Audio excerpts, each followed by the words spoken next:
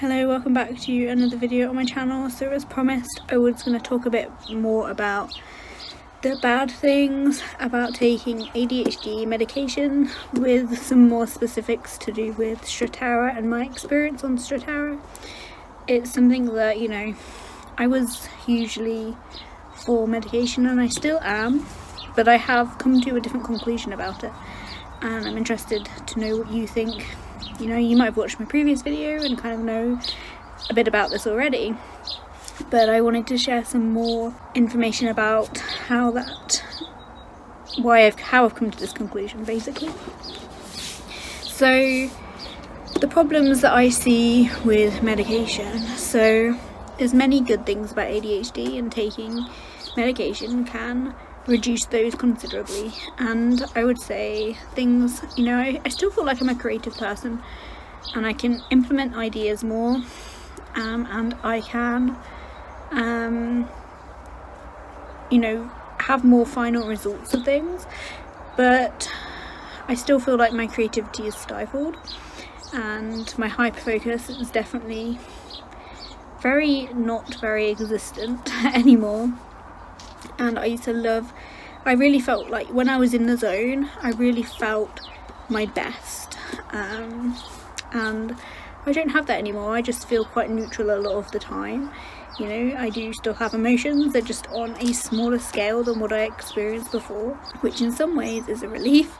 So depending on how you look at it, hypersensitivity can sometimes it can have benefits. I can see good things come out of it, such as I generally find that hypersensitive people are generally kinder towards others because they think more about other people's feelings.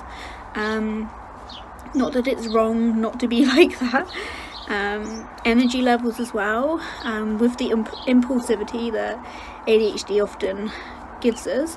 Sometimes that can be a bad thing, sometimes it can be a good thing, especially when creativity is involved and we need to take some risks in our lives. It can be a good thing. Just depends how you look at it.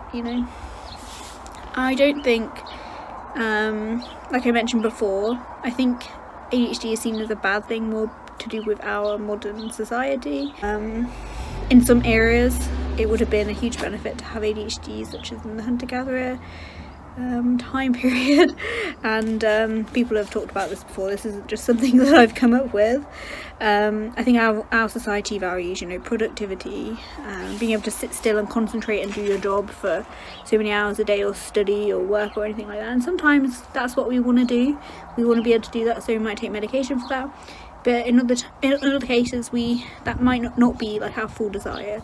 We might want to follow our passions more, Sometimes it can help to follow your passions more, but I think the passion that you feel when you have ADHD for things isn't like I don't believe that other people can experience. Maybe they can experience the same amount of passion, but because it's such a dopamine high, it's like such a strong passion is like such a good feeling. But then obviously it comes with a lot of negative things, which is why a lot of people go down the route of taking medication. So following on from those things, I find that the secondary symptoms are often worse. So, dealing with our modern society, dealing with work, social situations sometimes, school, and just feelings of being inadequate. The RSD, which I've spoken about before, and I don't know, just a whole bunch of things like that are worse than the actual ADHD itself. And I feel like medication could potentially feel like it's stifling who we are, and I've spoken up about this before but I've spoken up about it in a different light. Like, I have a different viewpoint now, like I have more perspective, but at the time I saw it to be a really good thing, and I was so grateful I got to take medication every day and how much it helps me, without seeing how it actually stifled a lot of my personality, that things about myself that I struggled to accept, such as when I was really excited about things, I would see how other people would react to that and look at me like, why are you acting crazy? And it would make me stifle myself without the medication. And that's the kind of connection or conclusion I'm drawing from that, if you're understanding what I'm trying to say. And that's another thing, you don't have as many connections going on in your head, so you miss out on patterns and connections that you could normally see, when you take medication. You don't really see those things as much anymore. So I think there needs to be some kind of balance with medication. The kind of conclusion that I've come to, and I have some more things to say about side effects in a minute, but I kind of feel that you don't need to take the highest dose of medication that you can tolerate, just as like the doctor will try and find the best medication for you, and maybe not the best medication, but if the first one works good enough, they encourage you to stick with it, and then they help you to find the right dose for you, and that normally means the highest dose that you can tolerate. And you know, I used to take 10 milligrams of Strattera when I first started, and for some reason I can just get on well with a low dose. Something to do with my sensitivity to medication, I think, but I'm not entirely sure. And you know, when I was taking that 10 milligrams, I thought I could just stay like this, because this is, you know, I'm coping a lot better being on 10 milligrams than no medication. But then I was encouraged to try a higher dose, and I just went with it, and I could understand where they were coming from, but I didn't feel like I needed to, but I didn't speak up about that at the time. I just thought I'd just see, and I kind of not regret it, because obviously it's took me down. I can't just like go and regret like big chunks of my existence, but I do feel that if I would reduce the dose I'm on now, which is 25 to 18, that more of me that I couldn't accept previously, but I've come to accept more so now, which is a strange thing to say, and a strange thing to think about. Like, I didn't accept myself then, I hated myself because I felt like I was just struggling all the time, and now I'm actually missing parts of myself. And you know, it does happen, and you know, our personalities are the same, but just medication helps us to cope more. It helps us to deal with like existence and existing in this world, and especially if you've been undiagnosed and you're starting to like figure things out later on in your life, and you have all the negative effects of not being diagnosed and not knowing that you had low dopamine than other people, you know. But doctors don't tend to focus on finding a balance. They just want to help your symptoms as much as possible. And at the time I was like, well, all the bad things have gone, so I will accept these other things about myself, that, you know, some things like my creativity, my hyperfocus went down. I will accept them, and when I made videos about that, that's the place I was coming from, like a really strong acceptance of that. But as time's gone on, I am not so accepting of that, and I wish to just try it out and see how it goes, and we'll see. But you know, doctors don't focus on that, but as individuals we do have a choice. Like, our bodies, our minds, we get a choice and a say in what we want for ourselves. And then, you know, I was thinking, am I taking the dose that I'm taking to make life easier, or to conform, you know, and make anyway, basically it's a pretty general question, but my answer was it wasn't just to make my life easier. The dose I was taking, taking the medication was to make my life easier, but the dose was not necessarily to make my life easier. It was more to conform to convention. And so my only conclusion was that I should reduce my dose. It might be hard to cope again. It's definitely not going to be as hard as if I just stopped taking medication. And you know, it's funny how doctors seem to think that medication is the only solution when there's a lot more to it. You know, I follow the account ADHD Dara, and he's got some amazing videos. I really recommend checking them out. But you know, he talks a lot about meaning and purpose and creative flow, and how when you have these things in your life, even if you have ADHD and you're struggling, how these things make such a difference in your life. And doing something that you're passionate about, and not like sitting at a desk all the time. Like I remember I had a job where I worked in an office, like an admin office, for like a month, and it was the worst job of my entire life. I absolutely hated it, and it was not the work for me at all.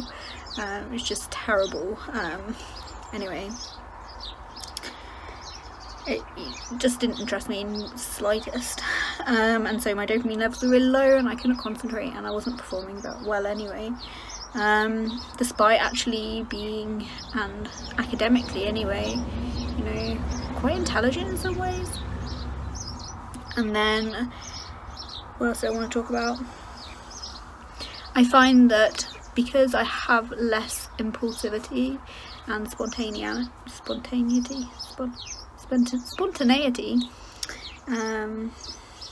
I feel that some things I procrastinate on, or I'm not motivated to do, because previously I would rely on that impulsivity. So I would, all of a sudden I'd really notice things around me, because I used to be so in my head, but I'd notice things around me and my house was a mess, and I'd want to tidy that up. Or I would be like really wanting to decorate in a certain way and be really creative around that, and so I had an idea in my head, I wanted to do it, and I would do it. And now I just lack that a lot, and you know, I think there's a balance to be found, or could be found, and then the same goes for exercising and working out. And I used to exercise impulsively, like I did insanity workout for 3 weeks, and then maybe I didn't exercise for a month, and then I had like the running bug, and I'd be running for like ages. Now I find it so hard to motivate myself to exercise. I've put on weight, I'm more lazy, I eat more carbs, like I eat more in general, and I think it's because I'm more calm.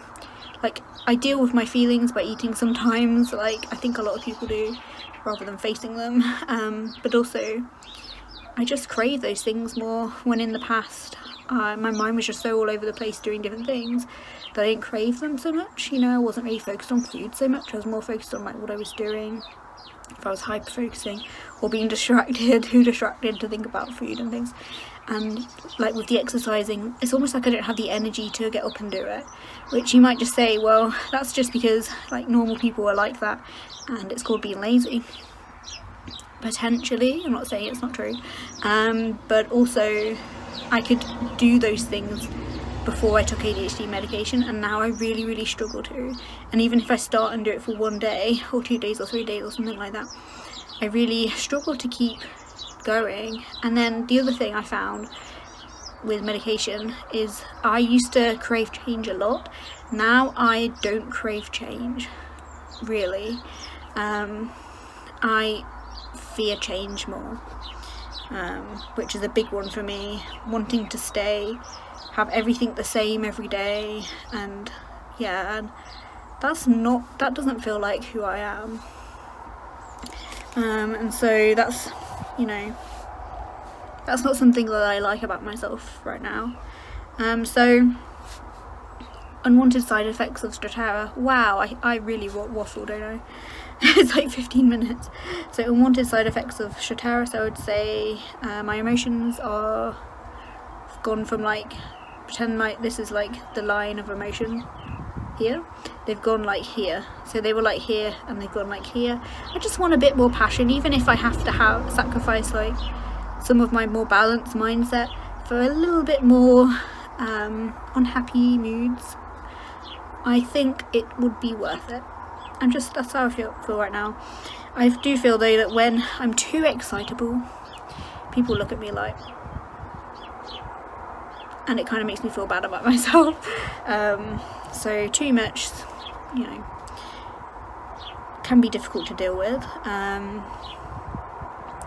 So I feel like I'm too neutral, I'm too rational about things, whereas before I had more feelings and opinions about things. I struggle to make decisions more because of a lack of impulsivity. That's definitely something that I've seen. I don't know how accurate I would say that is, but it's definitely something that I've seen. And like I said, I have less passion, less creativity, although when I am creative I can get more done, but it's more like following things, following instructions rather than doing what I feel like, making videos that I really like based on passion that I have, and just being creative for the sake of being creative rather than needing a reason to be creative. Yeah, so I definitely have less ideas, although I can probably action them more, but yeah, I definitely have clearer thoughts on medication, but also, like I said, potential weight gain. I've forgotten about my dreams that I had before. I just stopped caring about them, and I stopped meditating, doing yoga and all the things that I was kind of using in a way to help me treat my ADHD. Like, the doctors don't say do these things. My doctor did say to try mindfulness, but other than that, there's no strategies I think to help you. It's just like, take medication, and if you can't get a hold of it, then well, you're screwed kind of thing, because you have nothing in place to help you. And then, I do worry a little bit about long-term effects of taking medication. I know medication can do damage, because ibuprofen did damage to my stomach, and eventually I ended up with, lots of food intolerances, which I think it's a histamine intolerance, but it's extremely difficult to get diagnosed with. So it's kind of something I managed myself by taking foods out of my diet and all that kind of stuff. And then the last thing that I haven't really talked about is my heart rate increased. So I was looking back on my Fitbit around the time when I started taking medication, and it kind of went up very slowly, and then all of a sudden it had gone up quite a bit more, and it turns out to be like 10 to 15, maybe I'll say about 10 beats per minute higher. So I was on like 74, 75 resting heart rate. Sometimes it was like 69, sometimes it was a little bit higher, but on average say 75. And then it went up to 86, and now my heart rate it can be late 80s, and on odd occasions it can be late 90s, which is dangerous. That's getting into like tachycardia, kind of like dangerous zone, and it's a big worry for me. And I think, not exercising, putting on weight, having more caffeine than I used to, these things don't help. But the reason I think I got addicted to caffeine is because I wanted my brain to be faster, and I like the feeling I get when I have caffeine, because I have more energy, when before I didn't need caffeine. Plus caffeine made me more anxious back then, but I didn't need caffeine because it was just like I had ADHD. I didn't need caffeine. That's how I felt. And so, I'd really like to get off caffeine, but I'm finding it difficult. I don't have a lot of caffeine anymore. I used to have a lot more. And so yeah, that obviously would add to an increase in my heart rate, but generally what I've seen is medication has increased my heart rate. People say 10 to 20 beats resting heart rate increase is quite common. I've looked it up. It's quite common with Strattera, and even on a small dose that I'm taking. I know somebody who had to stop taking Strattera because it was increasing their heart rate too much. And it also causes high blood pressure and heart disease stuff. I didn't realise, but it does actually run in my family. So something I didn't mention to my doctor when they asked me, I couldn't think of anything at the time, and then I was just like, well, thinking recently, like, my nan has angina, but I thought that was because she smoked, so I don't know.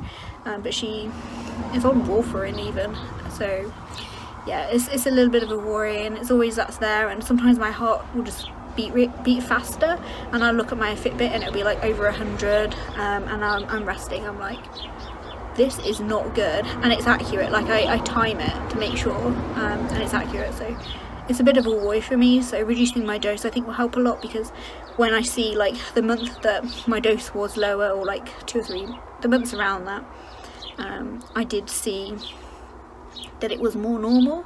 But when I went up to the 30, even when I'm on 25, it increased and stayed high. So I think 18 is probably a better dose for me anyway. So I just wanted to reiterate that meds are not the only solution. Probably just the easiest unknown. Medication and your own treatment plan is like up to you, whatever you want to do. However you want to deal with your ADHD is completely up to you. There's no set rules, but obviously you should talk to your doctor. You shouldn't just do anything, just like stop medication or anything like that. But you know, with Strattera it's like you need to decrease your dose until you have 0, and that's like recommended. But yeah, it's up to you, and it's always an experiment. Like whenever you're trying medication, don't think of it as this has got to be forever. Think of it as an experiment. I think I've taken from that as well, and so I'm experimenting right now, and might be detrimental to me, might be really, really good, so we'll just have to see. I'm looking forward to it. I feel a lot better knowing that I'm going to be doing this. That feeling I had, like, and the feelings that have built up around this recently, feel like relieved, because I've decided that I will try this out. So that's this video.